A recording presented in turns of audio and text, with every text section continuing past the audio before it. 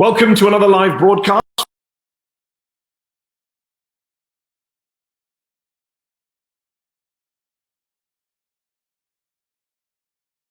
1930s and the riots of 1968 all rolled into one, and you have the United States of America in 2020. Oh, and the good news, we're not even at the halfway mark of 2020 yet.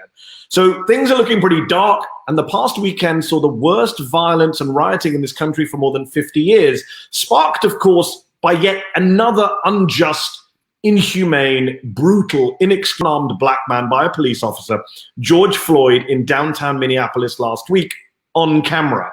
So I'm delighted to be joined by the Congresswoman whose district includes Minneapolis to talk about where we go from here, how bad it's going to get, and what policy solutions, if any, are available for what is clearly an institutional, structural, systemic, and long-standing problem. Welcome to Representative Ilhan Omar. Thank you for having me, Mahdi. How are you? I'm good. How are you is the question. Congresswoman, your district includes all of the city of Minneapolis as well as some of its suburbs. Minneapolis is your hometown. What has the last week been like for you? How is your city? How is your community coping? The last week has been really heartbreaking. Our community is in extreme pain. Not only did we watch the life being choked out of George Floyd by a police officer here in Minneapolis, we've also seen our city set ablaze. Many of our communities are not only feeling the pain and the anguish and the anger of losing a community member so unjustly, but they're also dealing with the ravage of what has taken place in the aftermath and the disproportionate response in some ways to some of the unrest that has taken place in our city. And so it is really also been an opportunity for our community to show what we are about. You know, yesterday, the day before, and today, there have been massive cleanups. There have been people who've gathered to provide food and help with medicine, because we know, as you know, food places and places where people would buy medicine have been burned or either closed down. And so many of our community members have organized themselves not only to provide food and medicine, but also policing itself and providing safety for one another and being vigilant. What is the mood in Minneapolis today after this past weekend of protests? Are things calming down, do we think, or is it going to get just as, for want of a better word, wild tonight? We're still in a place of mourning. You know, it's exactly a week since George's life was taken. And so we are preparing for his memorial in the next couple of days. We have seen, you know, massive outpour of support for our community. There is a We Love Lake Street fund that within a day has raised more than $2 million. There is excessive amounts of money that is being raised to provide bail money for people who have been peacefully protesting. And there has been, you know, countless amounts of support in, again, getting food and resources to those in need. And so as we mourn the death and mourn, you know, the loss of sense of security and comfort in our community, we are also really getting energized to actively engage one another, not only to think about the kind of reforms that need to take place, but what kind of community can we reimagine? I mean, Minneapolis is a haven for everything that is great, but we also have one of the worst racial disparities here. And so this is a time for us to do real soul searching and to say, we can't continue to be on this path where we continue to find ourselves in this place. There has to be real systematic change on a city level, on a state level, and on a national level. The president on his conference call today with governors praised your governor in Minnesota, Democrat Tim Walz, for quote, dominating the protesters. Do you think the governor and law enforcement in your state responded in the right way? I mean, it's interesting choice of words, right? Dominating protesters really is something that we condemn when it happens in other parts of the world.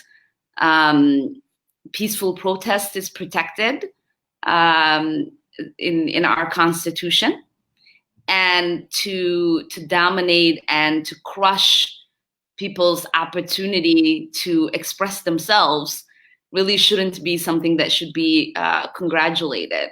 What we should congratulate is the ability to really recenter the calls for justice, the calls for reform, and for peaceful protests to continue until we get there. But the police response itself in Minneapolis, in the state of Minnesota, do you think it was correct over the last 7 days? I mean, we have seen police and law enforcement in general, whether it is National Guard, whether it is Minneapolis police or state troopers, really being aggressive with journalists, detaining journalists. We have seen them really be harsh with people without warning, macing them in front of their porches. And, there is, to me, something between being extremely aggressive and trying to protect people and being safe. We also know in incidents where there have been fires, where people have called for help, where community members felt like there was really neglect in having support.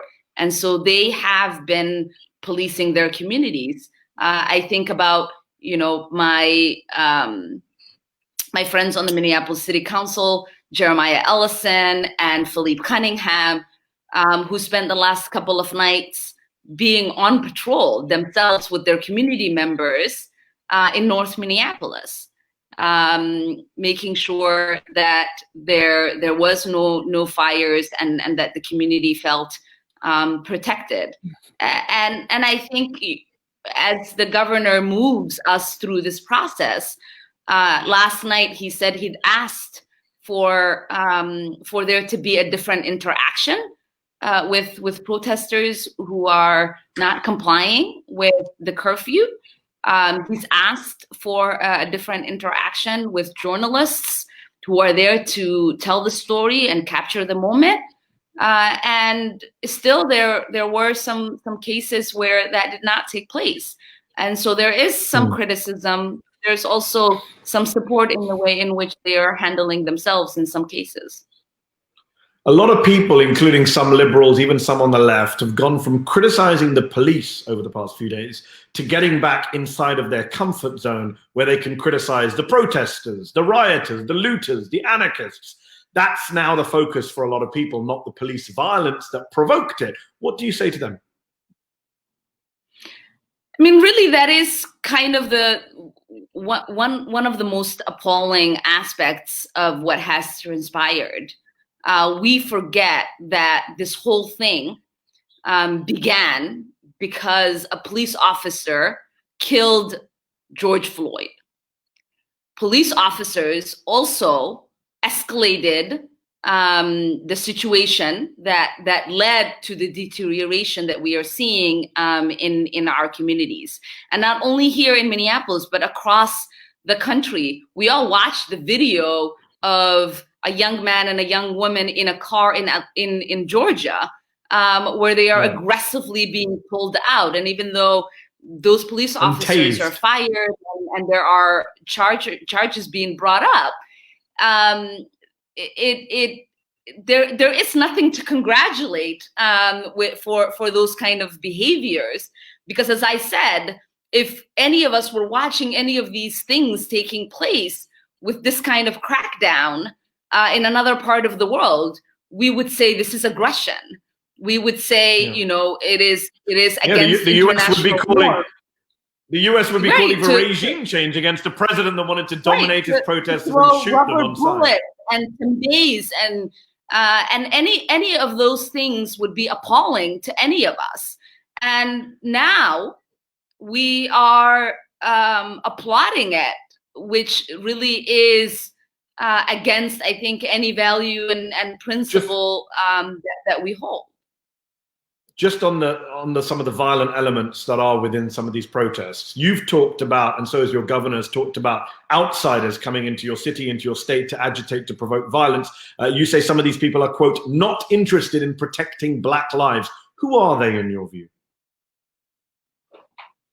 It really, to me, doesn't matter if we put a name or a face to it. The idea that we all are angry and upset and frustrated about not only the life that was taken by police officers from our community, but that we are also upset by the social and economic neglect that has led to the kind of anguish and anger that's spilling over in the streets.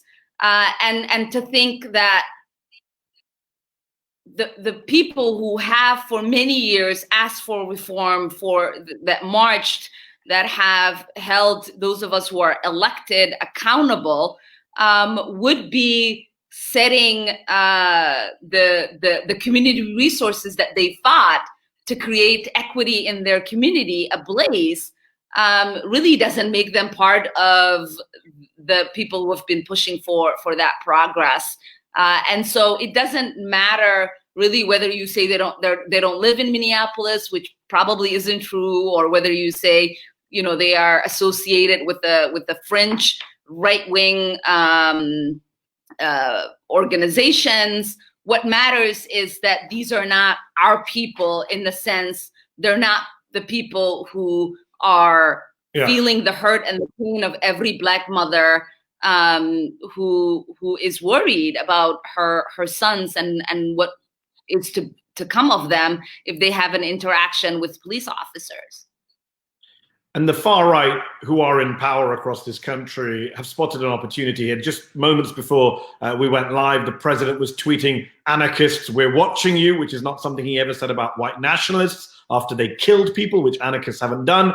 He said over the weekend he wants to designate Antifa as a terrorist organization, which again is something he's never done for any of the white nationalist groups who have killed people on his watch. How worried are you that Trump and Bill Barr and co are going to use these protests, the rioting, the violence, as an easy opportunity, an easy excuse to crack down further on minorities? I mean, truly, that is the danger we are facing when we allow people to exploit our pain.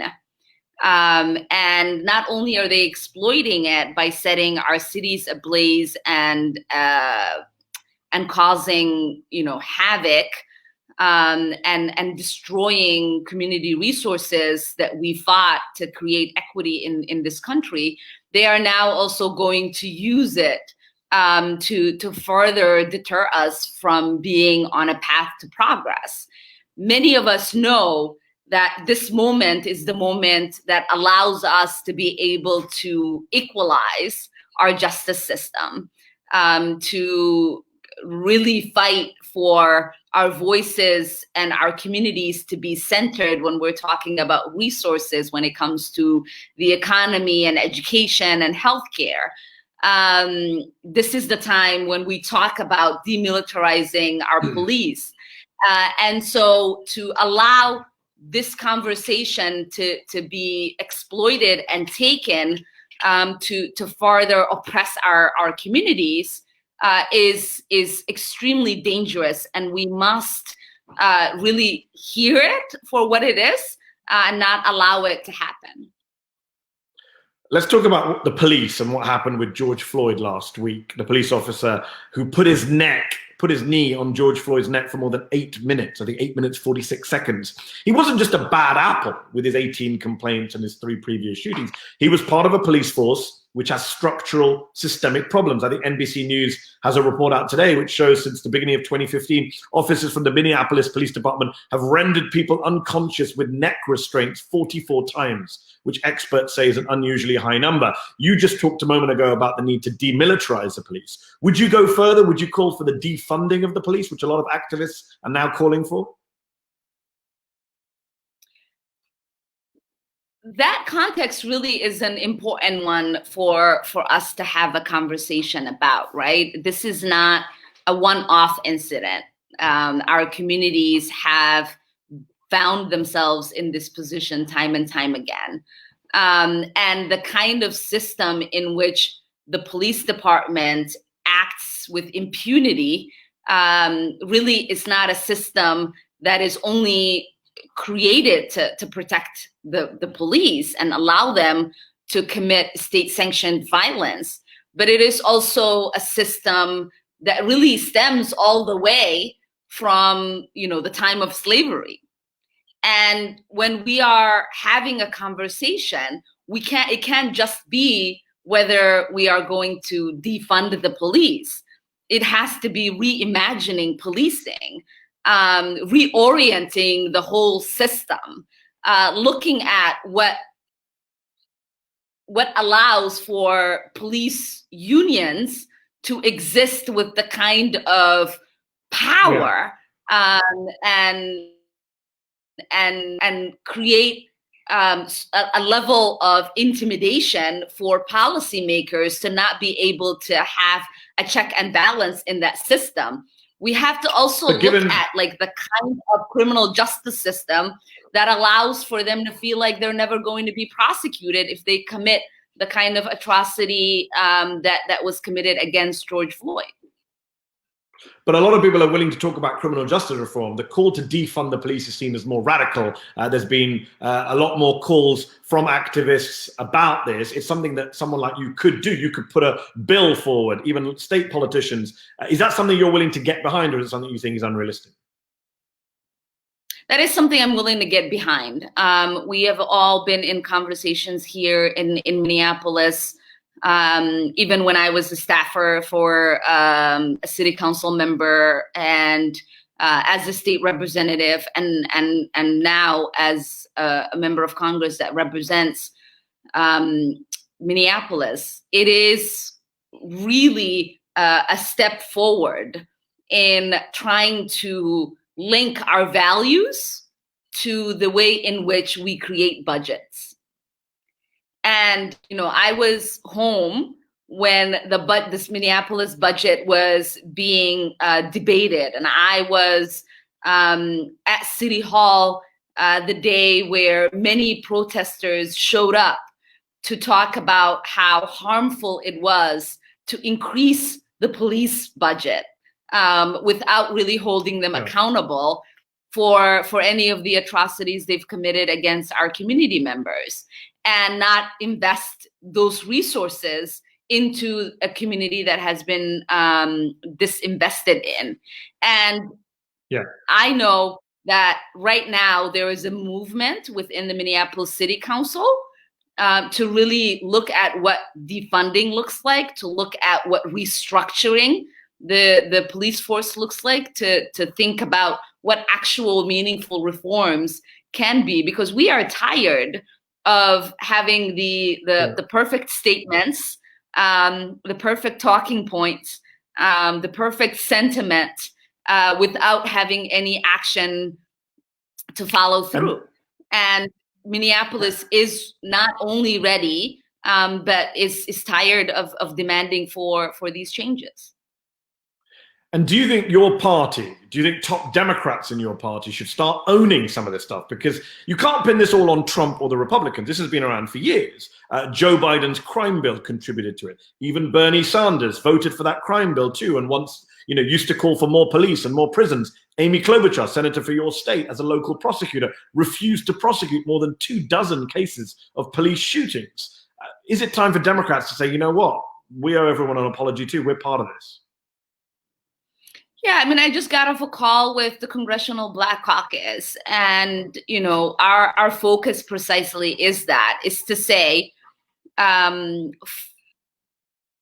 for everything that is taking place right now in our country, it is not only time for us to say and have the right posture, but we have to be the ones that are leading the kind of nationwide reforms that are needed. Luckily, we have a caucus that fully, I think, comprehends the kind of trauma that exists in our communities. We also have members within the caucus who have been prosecutors, who have been defense attorneys, who have been, faced with the criminal justice system themselves. And so the policies we are putting together and the package that will ultimately come out of it, hopefully by the end of the week, is going to be one that will have a consensus from the Congressional Black Caucus. And my hope is that Speaker Pelosi and Minority Leader Chuck Schumer follow through in their promise in prioritizing our voices and our call for systematic change.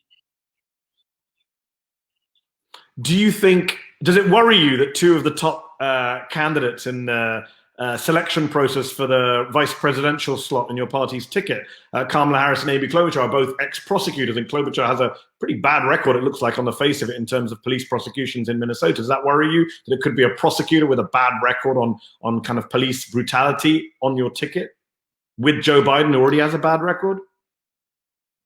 Interestingly enough, we are working on some reforms with Senator Harris.